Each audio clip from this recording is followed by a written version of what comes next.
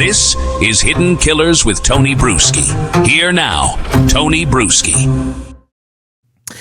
Every year on March 9th, according to the man who says he was there, Sean Combs would fly in a S-worker, wherever Combs happened to be in the world.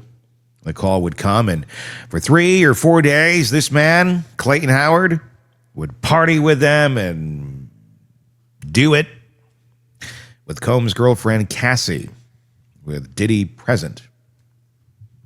March 9th, every year, the anniversary of Biggie Smalls' murder. Odd way to commemorate the day, wouldn't you say? But Diddy's an odd duck. Howard told the Netflix documentary Sean Combs: The Reckoning that he didn't know what it meant. Maybe it was a release. Maybe it was something else. He just knew the date never changed. Yeah. It's a lot that we're going to go through here. I'd love to get your thoughts in the comments section on YouTube, if that's where you're at. If you're not already there, search Hidden Killers with Tony Bruschi. That's where you will find us. Press subscribe. Give us your thoughts. And if you're listening to us on Apple Podcasts right now, thank you, number one. And if you wouldn't mind, give us a review there on Apple Podcasts. We'd really appreciate that. Helps us in the rankings and helps people know that we exist. So yeah, that date, March 9th, Biggie's death. That's what they do. I'll let that sit for a second. A man allegedly marking the death of his best friend, the artist who built his empire, the rapper he called his brother, with days-long sex rituals for years, maybe decades. What kind of grief looks like that? What kind of guilt? Well, here's the question the documentary keeps circling. What kind of complicity? Because according to the new 4-part Netflix series, executive produced by 50 Cent and directed by Alexandra Stapleton, Sean Combs didn't just lose Christopher Wallace on March 9th of 1997. According to multiple people who were there, he may have put him in the ground. These are allegations, okay? He maintains his innocence. We're just going to go through what's being alleged here. They come from people with their own complicated histories, and in some cases, pending litigation against Combs. His team denies all of it, but the claims are now part of the public record, and they deserve a careful look. To understand what allegedly happened in Los Angeles in March of 1997, you have to go back to when Biggie and Tupac were friends. Real friends. Not industry friends, not label friends. Two young artists who recognized something in each other and built a genuine bond on mutual respect. It existed. This is before the beef, before the coast went to war, before anyone died. Kirk Burrowes was there for all of it. He co-founded Bad Boy Entertainment with Combs in 1993. He handled the books, the paperwork, the day-to-day machinery of building a hip-hop empire. And from day one, he wrote everything down. From day zero, I wrote everything down every day so I could keep track of everything I needed to do, Burrowes says in the documentary. Those journals, contemporaneous notes from inside Bad Boy, are shown on screen for the first time. They're not memories reconstructed decades later. They're receipts, and what Burrowes alleges is damning. Sean was insanely jealous of Biggie and Pac's friendship, he says. For Sean, being a marketer, you're a manipulator. And there's envy for people who have success and fame with no manipulation. Think about that framing. Combs built his career on image control, on spin, on packaging artists and selling narratives. And here were two generational talents who connected on pure artistry. No handlers required, according to Burrowes. And that drove Combs crazy, according to him. Tupac's cousin William Lesane appears in the documentary and echoes the point. Puff was very threatened by Tupac. So what do you do when you're threatened by a friendship you can't control? Well, according to these allegations, you blow it up. The East Coast West Coast beef is one of hip-hop's defining tragedies. Two artists dead, a generation scarred, an entire genre forced to reckon with violence it had glamorized but never expected to consume its biggest stars. But here's what the documentary argues. Biggie didn't have to be part of it. Biggie never wanted to be an enemy of Pac, Burrowes says. According to him, Combs kept pushing Wallace to respond to Tupac's diss tracks, to escalate publicity, to perform the rivalry for cameras and record sales. The beef was good for business. It sold magazines and moved units, and Biggie allegedly wanted no part of it. The documentary traces how the tension between Bad Boy and Death Row Records, Suge Knight's West Coast label, became increasingly personal and increasingly dangerous. Former LAPD detective Greg Kading appears to walk through the timeline. So does a former member of the Mansfield Crips, identified as D1, who offers street-level perspective on how the industry beef intersected with gang politics. By September of 1996, Tupac Shakur was in Las Vegas for the Mike Tyson fight.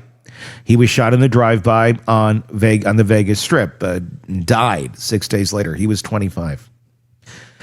The documentary includes audio recordings of Keefe D, Dwayne Davis, a former Southside Crip who is currently awaiting trial for Tupac's murder. And in those recordings, allegedly made during a proffer session with authorities, Davis describes how the hit went down. He names his nephew, Orlando Anderson, as the shooter, and he alleges that Sean Combs had agreed to pay for the murder of both Tupac and Suge Knight. The money never came, Davis claims, partly because Knight survived and partly because the payment was allegedly funneled through an intermediary who kept it. That intermediary, according to the documentarian, was a man Combs claimed as his uncle, who allegedly had deep connections to New York gang life. I want to be clear about what we're dealing with here. These are unproven allegations from a man facing his own murder charge, who now says he was coerced into making those statements.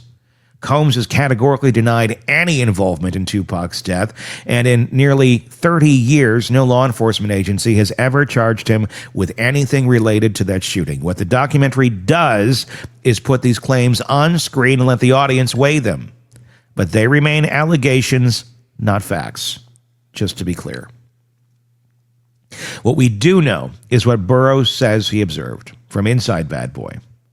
I think that Sean, now in my mature mind, had a lot to do with the death of Tupac, he says in the documentary. That's the conclusion, based on what he claims to have witnessed. You can accept it or you can reject it. And here's the thing, even if you set aside the question of whether Combs played any role in what happened in Vegas, what allegedly happened next is troubling enough on its own. After Tupac's murder, everyone at Bad Boy knew the situation was dangerous. The coasts were at war. Biggie was a target. Los Angeles was a hostile territory. And yet, 6 months later, Christopher Wallace is shot in L.A. Christopher Wallace is Biggie, for those of you playing along at home who didn't live the time. The story Sean Combs has told for nearly 30 years is that Biggie wanted to be there. It was a peace tour. Wallace wanted to bridge the divide, extend an olive branch, show the West Coast that the beef could end. Kirk Burrowes says that is a lie. According to Burrowes, Biggie had a flight booked to London for a European press junket. He wanted out of Los Angeles. He knew how dangerous it was, but Combs allegedly canceled the trip because in Burrowes' world, Diddy wanted to do a party on enemy turf. Yeah, great idea, right? He's lying about that, Burrowes says, referring to Combs' repeated claims that Wallace chose to stay in L.A. He lied about it and let me know that's a weak spot for him, and he's nervous about that information. That's the quote. On March 9th in 1997, after leaving the Soul Train Awards after party, Christopher Wallace was shot and killed in a drive-by. He was 24. No one has ever been arrested for his murder either. The documentary includes footage that has never been broadcast before, the moments leading up to the shooting, the sound of the gunshots, a panicked 911 call, and someone raced the dying rapper to the hospital. Burrowes doesn't hedge his conclusion. He says, quote, he ushered Biggie to his death. That's an allegation, not a legal finding, but it's an allegation from someone who claims he was in the room when these decisions were made. And he's not the only former bad boy associate saying Combs bears responsibility. 2 weeks later, Brooklyn hosted the biggest hip-hop funeral the city has ever seen. The streets were packed, the cameras rolling, and Sean Combs was front and center. The grieving best friend, the mentor, the man who discovered Biggie and promised to carry his legacy forward. According to Burrowes, it was a performance. And the dead man, he's the one footing the bill. Sean said, "We're going to do the biggest funeral for Biggie that New York has ever seen," Burrowes recalls. And we start to put that together. He starts to see the price. He says, "We're going to do the biggest funeral, but Biggie's going to have to pay for this funeral." Burrowes alleges that Combs made the funeral expenses recoupable. Charged against Biggie's estate, the artist who built Bad Boy, who gave Combs his first real hit, who died at 24 in a city he allegedly didn't want to be in, was allegedly footing the bill for his own memorial while his boss played the mourning friend for the press. Sean doing a big show looks good on him, Burrowes says, but he's not going to tell the world that Biggie's going to pay for it. And according to Burrowes, it gets worse. He alleges that after Wallace's death, Combs wanted to alter the rapper's contract. Biggie had just renegotiated the deal, better terms, fairer split. With the artist dead and unable to object, Combs allegedly saw an opportunity to change the paperwork, swap out some pages, make things more favorable to Bad Boy without telling the Wallace family. Burrowes says he refused to do that. 90 days later, he was fired. But before that, there was another confrontation. Burrowes claims Combs showed up at the office one day carrying a baseball bat and a suitcase full of Bad Boy stock certificates. The message allegedly was clear: sign over your 24% stake in the company or else. He wants the stock back. He wants it now, Burrowes recalls. Combs allegedly promised to return the shares after a business deal closed. According to Burrowes, that never happened. Burrowes filed a lawsuit in 2003 for breach of contract and fraud. It was dismissed, filed too late, the court said. He filed another in 2025, alleging years of predatory behavior. That case is still pending. A few months after the funeral, Sean Combs released "I'll Be Missing You." The song, of course, sampling the Police's "Every Breath You Take." It featured Faith Evans, Biggie's widow. It was positioned as a tribute, Puff Daddy mourning his fallen brother, channeling his grief into art. It topped charts in 15 countries. It won a Grammy. The VMA's performance became iconic. Combs in all white, the crowd in tears, a moment that cemented him as a solo star. Stations that didn't play rap. People used to get their music from radio stations, kids. Radio stations that didn't play rap played that song. That's quite a feat. Maybe not sound like it, but it is. I was working in that industry at that moment in time. It was a huge song. You think songs get played frequently now? That was like every hour for several weeks. The documentary argues this wasn't grief, it was strategy. I think Sean had envy for his own artists. He was jealous of their talent, Burrowes says.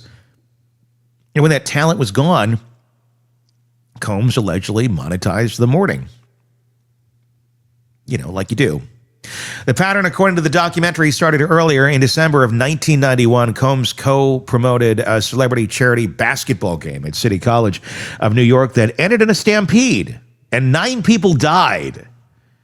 It was a tragedy that made national news, and according to rapper Eric Sermon, who appears in the documentary, it was how Combs got super famous. That's the beginning of Puff Daddy. The documentary's thesis is clear: tragedy as a ladder, catastrophe as an opportunity. According to these accounts, that's who Sean Combs allegedly is. The City College stampede made him notorious. Biggie's murder made him a star. Other people's deaths allegedly became his career milestones. And then there's March 9th. Clayton Howard says he worked with Combs and Cassie Ventura for 8 years. He describes himself as a hired participant in their encounters. The sessions prosecutors would later characterize as coerced performances. Howard describes witnessing violence. He says he saw Combs punch Cassie so hard she flew across the room. He says she would run out after being assaulted, then come back 30 or 45 minutes later acting like nothing happened. He says the cycle repeated for years. And he says every March 9th, without fail, the call would come. Every March 9th, the day Biggie got murdered, they would fly me to wherever they were. I would hang out, drink, and party with them for 3 or 4 days while I had that with Cassandra. I don't know if that was release for that day or whatever, but they always called me on March 9th. That's the quote. I don't know what to do with that, and I don't think the documentary does either. It just presents the detail and lets it sit there, daring you to make sense of it. Is it guilt? Is it celebration? Is it some twisted form of mourning that only makes sense inside the mind we can't access? The documentary doesn't speculate. It just shows you the pattern, the death, the alleged prophet, the sex ritual. And trust you can draw your own conclusion. Combs' team has pushed back hard on all of this. His spokesperson has called this documentary a shameful hit piece built on stolen footage that was never authorized for release. They've sent cease and desist letters to Netflix, and they've made a point worth considering. Many of the people featured have long-standing personal grievances, financial motives, or credibility issues that have been documented for years. That's worth keeping in mind. Kirk Burrowes has a pending lawsuit against Combs. Clayton Howard was a paid participant in activities that are now the subject of criminal charges. These aren't neutral witnesses. They're people with stakes in the outcome. Netflix has defended the project, saying the footage was legally obtained and that Combs was offered multiple opportunities to participate, and he declined. Combs is currently serving 50 months in a federal prison at Fort Dix in New Jersey. In July of 25, a jury found him guilty on 2 counts of transportation for prostitution under the Mann Act. He was acquitted on racketeering and sex trafficking charges. He's appealing his conviction. Kirk Burrowes is still waiting for his day in court. His 25 lawsuit is pending. He's 30 years removed from Bad Boy now, but he kept the journals. He wrote it all down, and now finally people are reading. The documentary is called The Reckoning. And maybe that is the right word for it, not justice. We're not there yet. And for Biggie and Tupac, we may never get there. But a reckoning, an accounting, a moment when the allegations finally get aired in public and the audience gets to decide what they believe. Christopher Wallace would have been 52 years old this year. He left behind 2 children, a catalog that still defines an era, and a death that has never been solved. And every year on March 9th, according to a man who says he was in the room, Sean Combs allegedly marked the anniversary not with silence, not with reflection, not with anything that looks like grief as the rest of us understand it. Some men build empires on talent, some build them on tragedy, and some, if these allegations are true, build them on the bodies of the people who trusted them most, and then find ways to commemorate that loss that would curdle your blood. Biggie deserved better, and almost 30 years later, the people who were there are finally saying so out loud. Whether you believe them is up to you. Give me your thoughts in the comments section on YouTube. If you're not already there, search Hidden Killers with Tony Bruschi. Subscribe, please. Greatly appreciate that. Hit that subscribe button. And if you're listening to us on Apple Podcasts right now, do me a favor. If you enjoy the commentary, if you enjoy our coverage of these cases, give us a review. That really helps us in the rankings, lets other folks know that we exist. Just takes 2 seconds, just a few nice words. We greatly appreciate it on Apple Podcasts and the review. Thank you for that in advance. Until next time, my name is Tony Bruschi. We will talk again. Want more on this case and others? Then press subscribe now and don't miss a moment of true crime coverage from Tony Bruschi and the Hidden Killers podcast.